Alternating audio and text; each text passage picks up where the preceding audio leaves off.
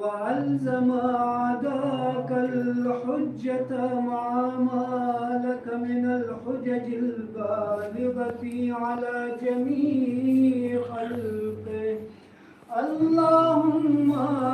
فاجعل نفسي مطمئنة بقدرك راضية بقضائك مولعة بذكرك ودعائك محبة لصفوة أوليائك محبوبة في أرضك وسمائك صابرة على نزول بلائك شاكرة لفواضل نعمائك ذاكرة لسوابق آلائك مشتاقة إلى فرحة لقائك متزبدة التقوى ليوم جزائك مستنة بسنن أوليائك مفارقة لأخلاق أعدائك مشغولة عن الدنيا بحمدك وثنائك. اللهم إنا قلوب المخبتين إليك والهة وسبل الراغبين إليك شارعة وعلام القاصدين إليك واضحة وافدة الآزعة وعصبة الداعين إليك صاعدة وأبواب الإجابة لهم مفتحة ودعوة من ناجاك مستجابة وتوبة من أناب إليك مقبولة وعبرة من بكى من خوفك مرحوما والإغاثة لمن استغاث بك موجودا والإعانة لمن استعان بك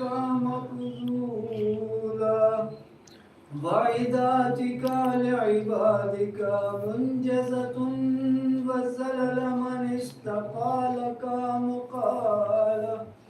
وعمال العاملين لديك محفوظا وأرزاقك إلى الخلائق من لدنك نازلا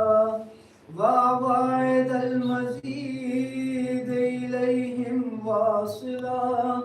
وذنوب المستغفرين مغفورا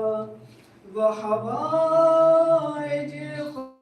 عندك مقضية وجوائز السائلين عندك موفرة وعوائد المزيد متواترة ومواعد المستطعمين معدة ومناهل الزعماء مترعة. اللهم فاستجب دعائي واقبل ثنائي واجمع بيني وبين أوليائي بحق محمد وعلي وفاطمة والحسن والحسين إنك ولي نعمائي ومنتهى منايا وغاية رجائي في منقلبي ومثواي. أنت إلهي وسيدي ومولاي اغفر لأوليائنا وكف عنا أعداءنا واشغلهم عن آذانا وأظهر كلمة الحق واجعلها العليا وأدهز كلمة الباطل واجعلها السفلى